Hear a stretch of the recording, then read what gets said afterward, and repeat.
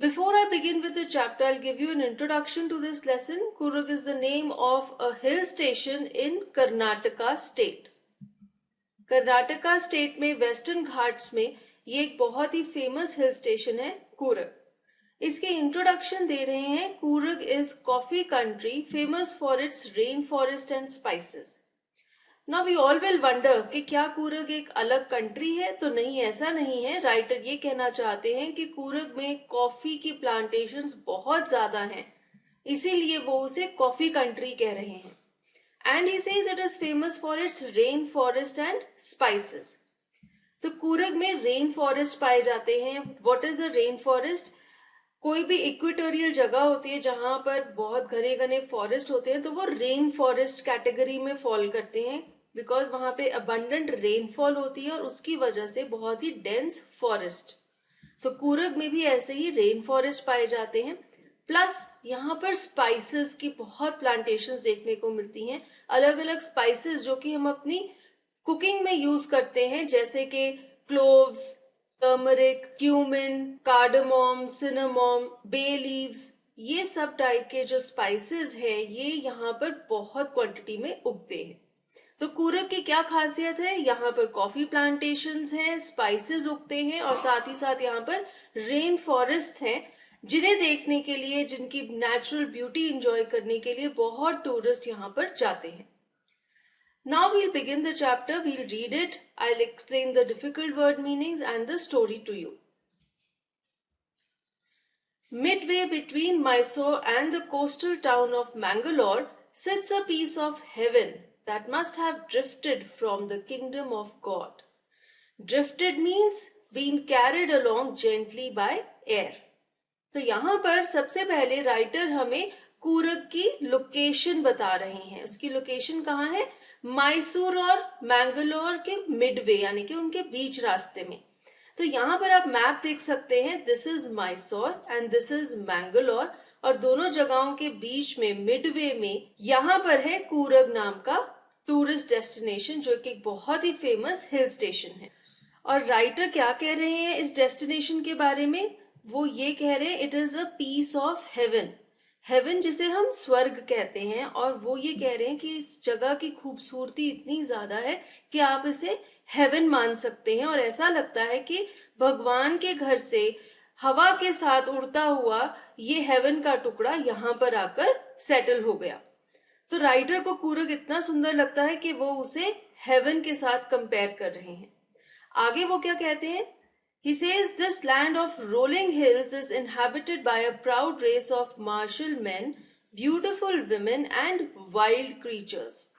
Martial means having to do with war, यानी कि जो लोग वॉर में हिस्सा लेते हैं। तो जो कूर्ग हिल स्टेशन है, यहाँ पर बहुत ही वास्ट और बहुत ही ह्यूज हिल्स देखने को मिलती हैं, और यहाँ पर एक बहुत ही proud race of warrior men रहती है। साथ ही साथ यहाँ की विमेन बहुत खूबसूरत हैं, और यहाँ पर बहुत सारे वाइल्ड एनिमल्स देखने को मिलते हैं। कूर्ग और Kodagu, the smallest district of Karnataka, is home to evergreen rain forest, spices and coffee plantations. So Coorg is also known as Kodagu. तो कूर्ग का एक और नाम क्या है? कोडागु। ये कर्नाटका स्टेट का सबसे छोटा डिस्ट्रिक्ट है। यहाँ पर आप देख सकते हैं कर्नाटका स्टेट का मैप, और इसमें ये है Coorg district. It is the smallest district of Karnataka. And यहाँ पर अगेन वही बात राइटर रिपीट कर रहे हैं। यहाँ पर रेन फॉरेस्ट देखने को मिलते हैं, स्पाइसेस हैं और कॉफी की प्लांटेशंस हैं। रेन फॉरेस्ट क्या है? आप सबने ज्योग्राफी में पढ़ा होगा। जो इक्वेटोरियल रीजन होता है वहां पर बहुत ही ज्यादा हॉट एंड ह्यूमिड वेदर होता है। हॉट एंड ह्यूमिड मीन्स वहां पे टेम्परेचर भी बहुत हाई होता है और रेनफॉल भी बहुत ज्यादा होती है। और वहां पर जो फॉरेस्ट होते हैं वो होते हैं एवरग्रीन रेन फॉरेस्ट, और कूर्ग में भी ऐसे ही रेन फॉरेस्ट देखने को मिलते हैं, बिकॉज ये भी इक्वेटोरियल जोन में लाई करता है। साथ ही साथ यहाँ पर बहुत सारे मसालों की और कॉफी की प्लांटेशंस भी हैं। Evergreen rainforest cover 30% of this district. During the monsoons, it pours enough to keep many visitors away. तो यहाँ पर डिस्ट्रिक्ट का जो लैंड है, जो एरिया है, उसके 30% एरिया को रेन फॉरेस्ट कवर करता है. That means if someone asks you how much area is covered under forest in Coorg, you can say 30%. And then the writer says कि मॉनसून के सीजन में, यानी कि from the months of June to August, जब monsoon होता है, यहाँ पे बहुत हैवी रेनफॉल होती है और उसकी वजह से विजिटर्स कूर्ग विजिट नहीं करते because of heavy rainfall. The season of Joy commences from September and continues till March. Now season of Joy यहाँ पर क्या मतलब है इसका? हैप्पी. Joy means happy. तो यहाँ पर सीजन ऑफ जॉय या सीजन ऑफ हैप्पीनेस से हम क्या कह सकते हैं? एक प्रेफरेबल सीजन, यानी कि एक ऐसा सीजन जब मौसम अच्छा होता है और आप कूर्ग को विजिट कर सकते हैं. तो वो जो फेवरेबल सीजन है वो है फ्रॉम सितंबर टू मार्च. तो अगर आप कभी कहीं भी विजिट करते हैं तो जनरली सारे टूरिस्ट पहले चेक करते हैं कि उस डेस्टिनेशन का फेवरेबल सीजन कौन सा है, वहां पर विजिट करने का अच्छा मौसम, अच्छे महीने कौन से हैं. तो ऐसे ही यहाँ पर राइटर ने हमें ये इन्फॉर्मेशन दी है कि कूर्ग विजिट करने का फेवरेबल सीजन है सितंबर से मार्च का, जो कि विंटर सीजन होता है. The weather is perfect with some showers thrown in for good major.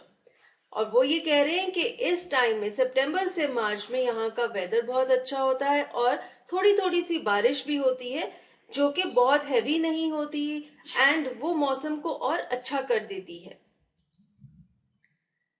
The air breathes of invigorating coffee. अब राइटर कह रहे हैं कि यहाँ पर इतनी कॉफी प्लांटेशंस हैं कि आपको हवा में भी कॉफी की खुशबू सूंघने को मिलती है. Coffee estates and colonial bungalows stand tucked under tree canopies in prime corners. Canopies means roof-like covering that forms a shelter. तो पेड़ इतने घने होते हैं कि वो एक छत बना देते हैं और उसको कैनोपी कहा जाता है. Prime here means best. तो राइटर ये कहते हैं कि कूर्ग में बहुत सारे कॉफी एस्टेट्स और कलोनियल यानी कि ओल्ड टाइम के, ओल्डन एरा के बंगलोज देखने को मिलेंगे, जो कि घने पेड़ों की छांव में बनाए गए हैं. वहां पे इतने डेंस फॉरेस्ट हैं कि वो एक शेल्टर बना देते हैं जिनके अंडर आपको बहुत सारे कॉफी एस्टेट्स और ओल्ड टाइम के ओल्ड फैशन बंगलोज देखने को मिलेंगे और वो कोडागू के हर अच्छे एरिया के कॉर्नर में देखने को मिलते हैं. So they are abundant. The fiercely independent people of Coorg are possibly of Greek or Arabic descent. Now where is Greece? यहाँ पर देखिए, this is the world map and Europe के सदर्न मोस्ट हिस्से में है ग्रीस, जो एक बहुत ही एंशियंट कंट्री है. And where is Arab? That means Arabia. यहाँ पर आप देख सकते हैं the western part of Asia, वहां पर लाई करता है सऊदी अरेबिया. तो यहाँ पर राइटर हमें कूर्ग के रहने वाले लोगों के बारे में बता रहे हैं कि वो बहुत ही फायर्स हैं, यानी कि वो वॉरियर रेस हैं, वो इंडिपेंडेंट हैं और वो पॉसिबली ग्रीक या अरब डिसेंट के हैं, यानी कि उनके एंसेस्टर्स हो सकता है ग्रीस या फिर अरेबिया से आए हों और वहां पर सेटल हो गए हों. As one story goes, a part of Alexander's army moved south along the coast and settled here when return became impractical. So let us go back to history. हमें पता है कि अलेक्जेंडर ने इंडिया पर invasion की थी और writer ये कह रहे हैं कि एक कहानी ये भी है कि जब अलेक्जेंडर की आर्मी के कुछ लोग वापस अपने देश नहीं जा पाए तो वो साउथ की तरफ आ गए, कोस्ट के साथ साथ चलते गए और कूर्ग में आकर सेटल हो गए और वो ही आज के कूर्ग के रहने वाले लोगों के एंसेस्टर्स हैं. These people married amongst the locals and their culture is apparent in the martial traditions, marriage and religious rites which are distinct from the Hindu mainstream. Mainstream means a tradition which most people follow. यानी कि ज्यादातर लोग जिस tradition को follow करते हैं उसे हम मेन स्ट्रीम कहते हैं. यहाँ पर राइटर कोडागू के लोगों की कल्चर और ट्रेडिशंस के बारे में बता रहे हैं।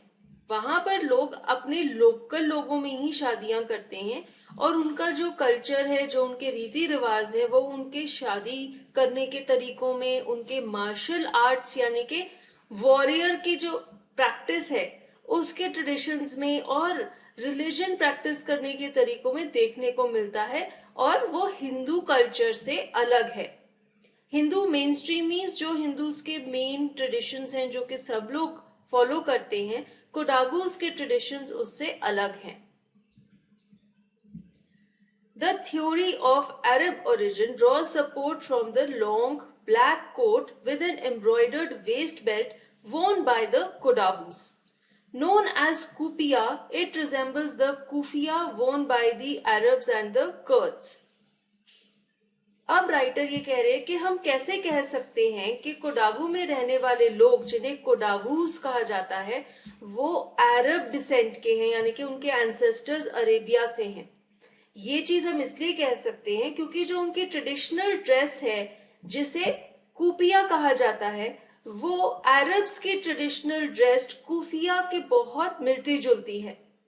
ये ड्रेस कैसी है कोडागूस की?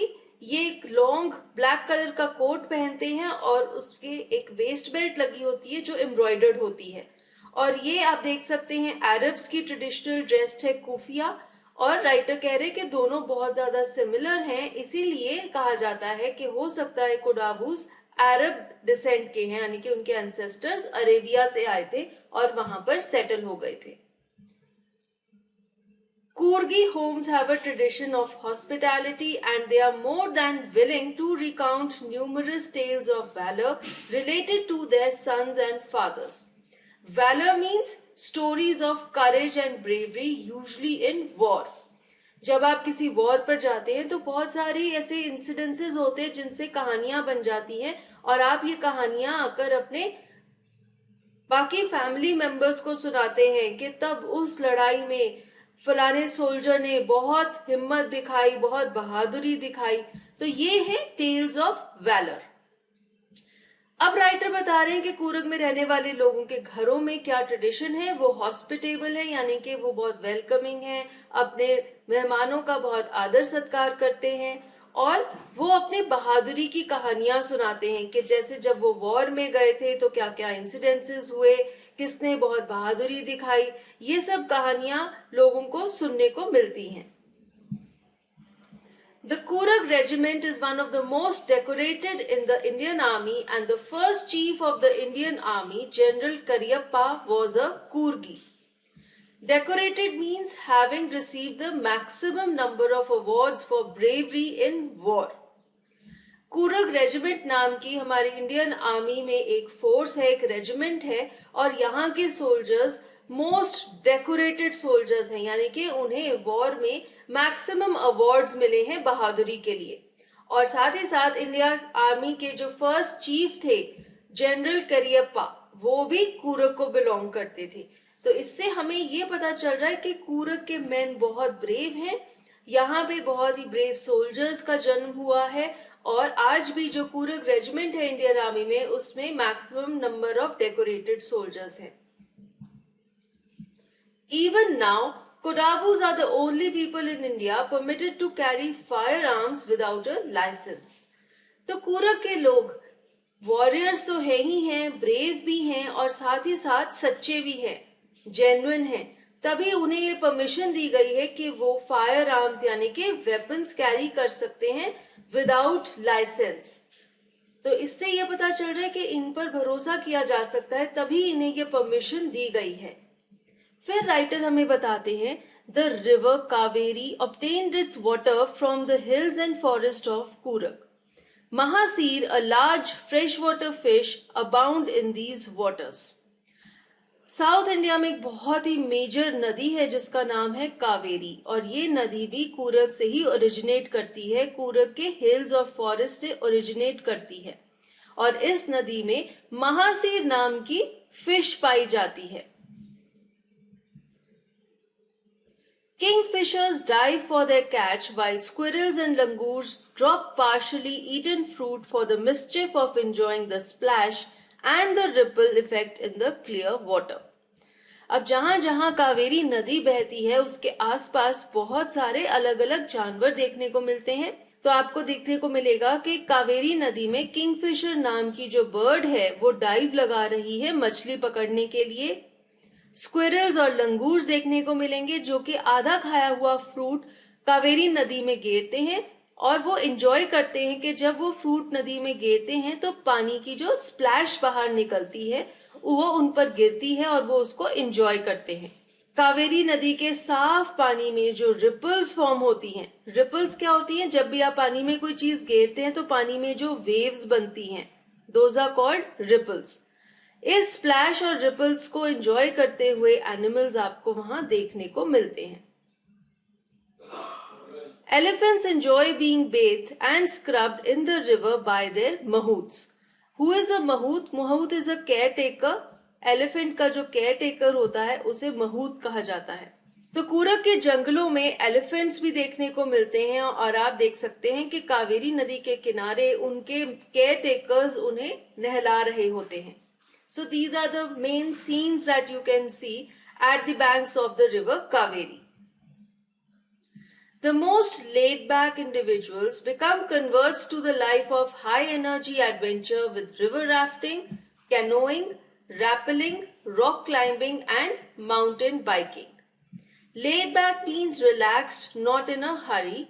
River rafting is traveling in a river in a raft, which is a floating platform made by tying planks together. लकड़ी के टुकड़ों को जोड़कर एक प्लैंक बनाया जाता है, एक शीट बनाई जाती है जिसके ऊपर बैठकर लोग नदी में ट्रैवल करते हैं। That is called river rafting. यहाँ पर आप देख सकते हैं। Canoeing means travelling in a river in a canoe that is a large narrow boat. यहाँ पर आप देख सकते हैं लड़की जिस टाइप की बोट पे ट्रैवल कर रही है ये कैनो है और ये लड़की क्या कर रही है? Canoeing. Rappelling is going down a cliff by sliding down a rope. यहाँ पर आप देख सकते हैं जो लड़का है ये इस रस्सी के सहारे इस पहाड़ी के नीचे स्लाइड कर रहा है। This is rappelling. Rock climbing is पहाड़ की चढ़ाई करना जो कि ये लड़की कर रही है। माउंटेन बाइकिंग मीन्स पहाड़ी के ऊपर साइकिल चलाना। तो यहाँ पर राइटर बता रहे हैं कि लोग कूरग में जाकर क्या क्या एडवेंचर स्पोर्ट्स करते हैं, क्या क्या अलग अलग एक्टिविटीज करते हैं। वो कहते हैं कि यहाँ पर बहुत ही लेड बैक यानी कि रिलैक्स लोग हैं जो कि आते हैं और वो अलग अलग एडवेंचर स्पोर्ट्स एंजॉय करते हैं। और वो एडवेंचर स्पोर्ट्स कौन कौन से हैं? River rafting, canoeing, rappelling, rock climbing and mountain biking. So in case you also want to perform or enjoy any of these adventure sports, Coorg is a nice destination for you. Numerous walking trails in this region are a favorite with trekkers. Walking trail is a path created by walking. जंगल का एक ऐसा हिस्सा जिस पर लोग बहुत ज्यादा चलते हैं, बहुत फ्रिक्वेंटेड है, तो वहां पे क्या होता है, वहां पे क्लियरिंग सी बन जाती है, वहां के सारे पेड़ वगैरह हैं, जो पौधे हैं वो खत्म हो जाते हैं, वहां पे एक रास्ता बन जाता है, उसे आप कहते हैं वॉकिंग ट्रेल। तो ऐसे ही कूरग में भी बहुत सारी वॉकिंग ट्रेल्स हैं जहां पर ट्रेकर्स जो कि माउंटेन क्लाइंबिंग कर रहे हैं या माउंटेन पे ट्रैकिंग कर रहे हैं वो चलकर ट्रैवल करते हैं।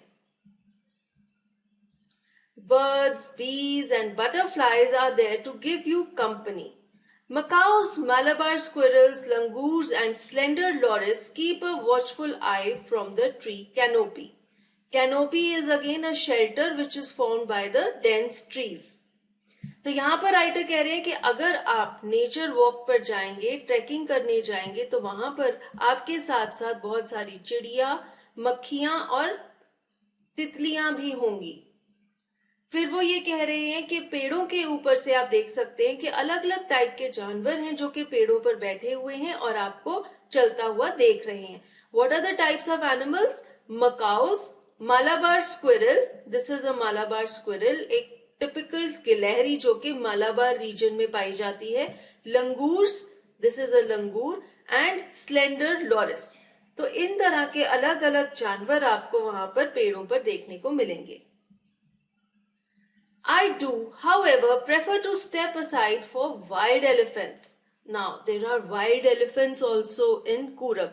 और अगर कभी आप ट्रेकिंग कर रहे हैं तो राइटर कह सकते हैं कि अगर आपके रास्ते में एक जंगली हाथी आ जाए तो आपको साइड पर भी होना पड़ेगा उसे रास्ता देने के लिए।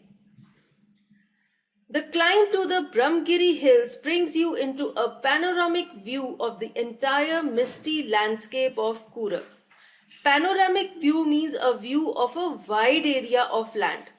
यहाँ पर आप देख सकते हैं, अगर आप यहाँ पर खड़े हैं और आप ब्रह्मगिरी हिल्स जा रहे हैं तो आपको एक बहुत ही वाइड एरिया की व्यू मिलेगी, एक बहुत ही ओपन एरिया की व्यू मिलेगी जहां से आप मिस्ट से भरा हुआ लैंडस्केप देख सकते हैं और दूर ब्रह्मगिरी हिल आपको देखने को मिलेगी। A walk across the rope bridge leads to the 64-acre island of निसर्गधाम। ये है निसर्गधाम, ये एक टूरिस्ट डेस्टिनेशन है और इस पर पहुंचने के लिए आपको एक रोप ब्रिज क्रॉस करना पड़ता है। तो राइटर यहाँ पर ये बता रहे हैं कि निसर्गधाम एक आइलैंड पर लोकेटेड है जो कि 64 एकर्स एरिया पर स्प्रेड है।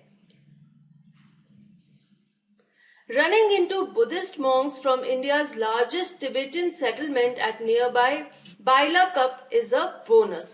तो कूरग में टिबेटन सेटलमेंट भी है और वहां पर एक बुद्धिस्ट मोनास्ट्री भी है। वहां अगर आप जाएंगे तो आपको बुद्धिस्ट मॉन्क्स देखने को मिलेंगे और इस मोनास्ट्री का नाम है बाइलाकप। तो यहाँ पर हमें पता लग रहा है कि कूरग में कौन कौन सी टूरिस्ट डेस्टिनेशंस हैं। तो अगर आप प्लान कर रहे हैं कूरग विजिट करने का तो आपको राइटर ने एक आइडिया दे दिया है कि वहां पर कौन सी डेस्टिनेशंस हैं जो कि आप विजिट कर सकते हैं। The monks in red, ochre and yellow robes are amongst the many surprises that wait to be discovered by visitors searching from the heart and soul of India right here in Coorg. ये जो Tibetan monastery है यहाँ पर आपको Monks यानी कि Tibetan priest देखने को मिलेंगे जिन्होंने रेड, ऑकर यानी कि ऑरेंज और येलो कलर के रोब्स पहने होते हैं। तो यहाँ पर आप इस इमेज में भी देख सकते हैं, ये एक ट्रेडिशनल टिबेटन मॉन्क है और इनकी जो रोब है यानी कि इनकी जो ड्रेस है, जो लंबा सा गारमेंट इन्होंने पहना है, ये ऑरेंज और रेड कलर का है। तो इसी कलर की ड्रेसेस पहने हुए बहुत सारे बुद्धिस्ट मॉन्क आपको देखने को मिलेंगे और जब आप ये सब चीजें देखेंगे कूरग में तो आपको ये लगेगा कि आप heart and soul of India देख रहे हैं। यानी कि कूरग में आपको इतनी डाइवर्स, इतनी अलग अलग चीजें देखने को मिलेंगी कि पूरे भारत का सारा कल्चर आप यहाँ पर देख सकते हैं। फिर राइटर हमें एक फैक्ट फाइल दे रहे हैं कूरग की। वो ये बता रहे हैं हाउ टू रीच, यानी कि कूरग पहुंचने के अलग अलग तरीके कौन से हैं। आप वहां पर बाय रोड भी जा सकते हैं, बाय एयर भी जा सकते हैं और बाय ट्रेन भी जा सकते हैं। कूरग जाने का एक ही रास्ता है, वो है मादीकेरी से, जो कि डिस्ट्रिक्ट हेडक्वार्टर है। और यहाँ पर आपको मिस्टी हिल्स यानी कि मिस्ट, धुंध से भरी हुई पहाड़ियां, बहुत ही घने जंगल और कॉफी की प्लांटेशंस देखने को मिलेंगी जो कि बहुत ज्यादा सुंदर हैं। फिर वहां पर आप एक रिजॉर्ट या फिर कॉफी एस्टेट या फिर होम स्टे में रह सकते हैं कूरग को एक्सपीरियंस करने के लिए, कूरग का कल्चर और ट्रेडिशन एक्सपीरियंस करने के लिए। अगर आप एयर से जाते हैं तो नियरेस्ट एयरपोर्ट्स है मैंगलोर और बैंगलोर का। अगर आप ट्रेन से जाते हैं तो नियरेस्ट स्टेशन है मैसूर, मैंगलोर और हसन। अगर आप रोड से जा रहे हैं तो 2 रूट्स हैं बैंगलोर से कूरग जाने के, एक है मैसूर के द्वारा और दूसरा है नीलामंगल, कुनिगल और चंद्रयापटना के द्वारा। तो ये लेसन पढ़ के हम सच में इतने